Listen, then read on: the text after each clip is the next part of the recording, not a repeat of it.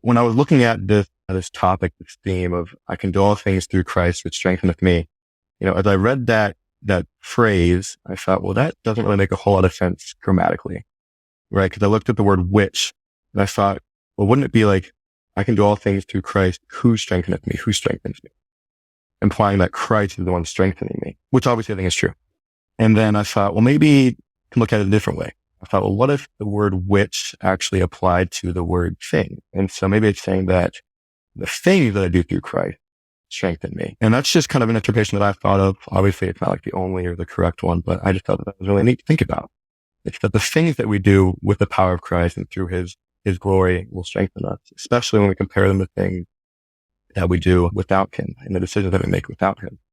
And so with that, I kind of thought of this experience that I had not too long ago. I'd say it was about a year ago. And it was kind of the big decision for my age. It was applying and going to college and choosing where I wanted to go. And so I had applied to BYU, and I was narrowing it down between BYU and this other university that I thought was a little more academically prestigious. And so I was comparing the two colleges, and I thought, man, I just want to look at, which one has the best academics, which has the best job placement, which one is ranked better for this program, X, Y, Z, whatever. And when doing that, I thought, okay, I'm going to go to this other place because it's just a little bit better, and I feel like I'm going to get a better job out of it. And so that was what I was set on for maybe a month or two. And then after a little bit, I started thinking, well, maybe that's not all I should look at, right? Maybe I should, I'm a disciple of Christ. Maybe I should try to see where can I go to best follow him? And so when I thought about it that way, I thought, okay, well, where am I going to best be prepared for a mission? Because that was big on my mind. That's what I wanted to do after my first year. So where am I going to be best suited for a mission? Where am I going to best develop my testimony? Where am I going to, make lifelong friends that have similar goals as me and things like that? And when I looked at it that way, it kind of changed my perspective a little bit. I started to think maybe my viewpoint should be a little more comprehensive and cumulative of all the things that go into my college experience rather than just, where am I going to get the better job? Because that's not all that matters in life. Although some of us, I think that, including myself sometimes. But I wanted to look at, what would fit me best in the 4 aspects of the youth guidebook, which I'm not sure if that's still used regularly now, but at least when I was, young men, it was. And those 4 aspects are spiritual, intellectual, physical, and social.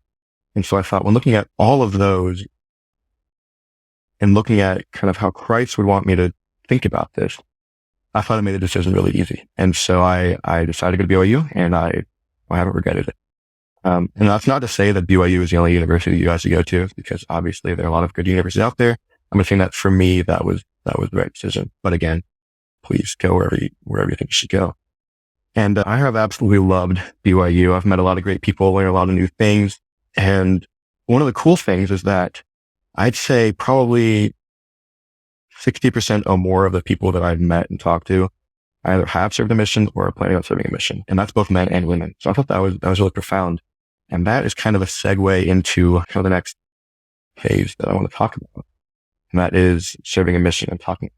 Because I think a lot of the youth that are listening to this hopefully are getting to that age where it's time to think about that seriously. So maybe some of you are, 16 to 18, where you're actually, getting to that age where it's becoming real, where you're thinking, okay, I could leave in a month or, or maybe you're a little bit younger and it's still something you need to think about. And especially when you get older, when you get to that, 16, 17, 18 years old, it can get really hard to make that decision because you spent the last 18 years of your life establishing yourself and making friends, developing relationships, and maybe you're working on developing a resume, things like that, it makes it really difficult to say, okay, well, I'm just going to do a whole 180, change all this and go and serve a mission for 2 years.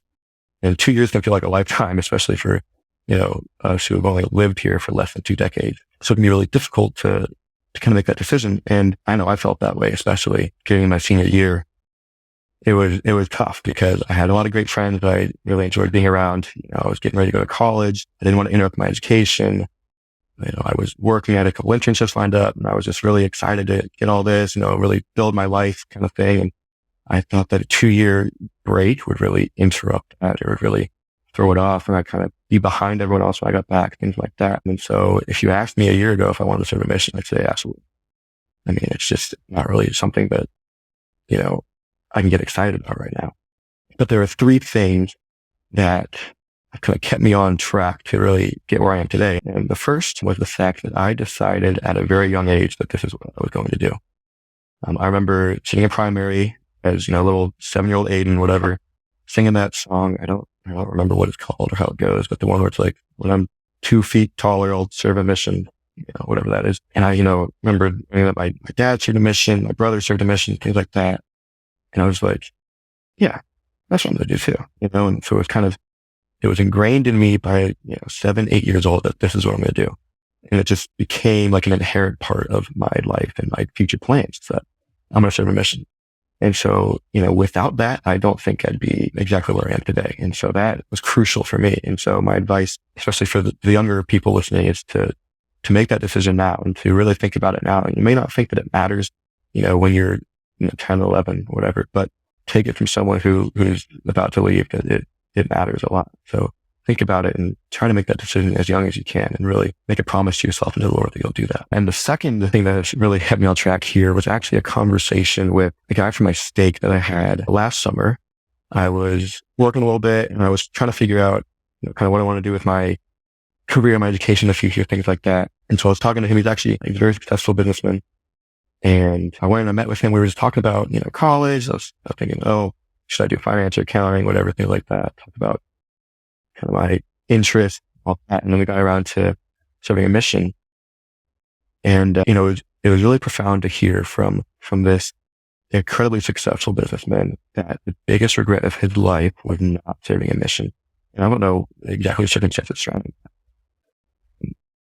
He said that was the biggest regret of his life was not serving a mission. He mentioned that a lot of people think that, when they leave on a mission, they're going to come back and they're going to be behind. That's what I thought was true. And he said to me that when he was at BYU, when his friends returned from their missions, he said that he thought that they seemed to be years ahead of where he was when he didn't serve a mission. And he said that's because there are some lessons that you can only learn in the mission field. There are some things that you learn about yourself that can't be replicated anywhere else. He said that a lot of people think, well, you're putting a pause in your education to go serve a mission. And he said that couldn't be further from the truth, because you are still learning, you're still getting a great education on your mission. It's just different, right? It's not the same as going to your 9 a.m. class, BYU or Georgia or wherever you're going, but it's still significant. It's still important. It's not a pause in your life.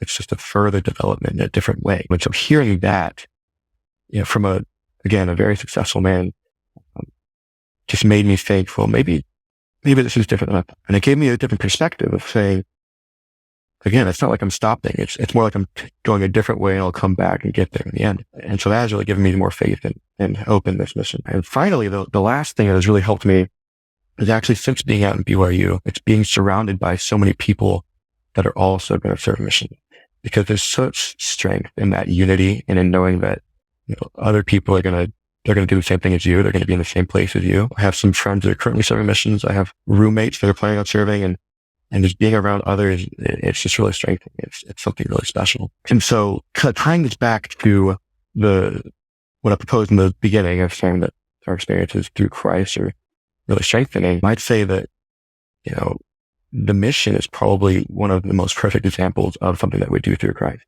Because, the idea is that we're relying on Christ for pretty much 2 years exclusively. We're working to further his gospel and all those things. And so looking back on just all the blessings that you can receive from that is incredible. I've talked to a lot of different return missionaries, my dad, others in the ward and in the stake, that some people have said that the mission is the best 2 years of their entire lives. And I think a lot of that is because you get so much strength from serving that mission. It's something that you do through Christ that really just helps you out, and is just something that cannot be replaced in this lifetime. And so with all of that, I know that Christ will be there to help us when we need it. He can help us make hard decisions like serving a mission, because it's a tough decision. It really is. There's no sugarcoating it. It can be a lot. It can be really daunting to think about it.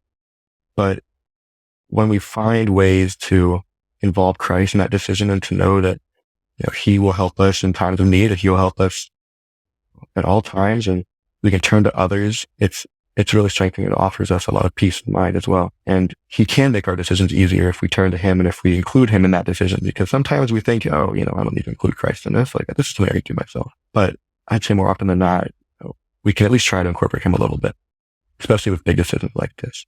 I testify that Christ loves us. He loves you. He loves me.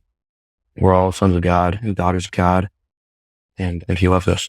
And I share that in the name of Jesus Christ. Amen.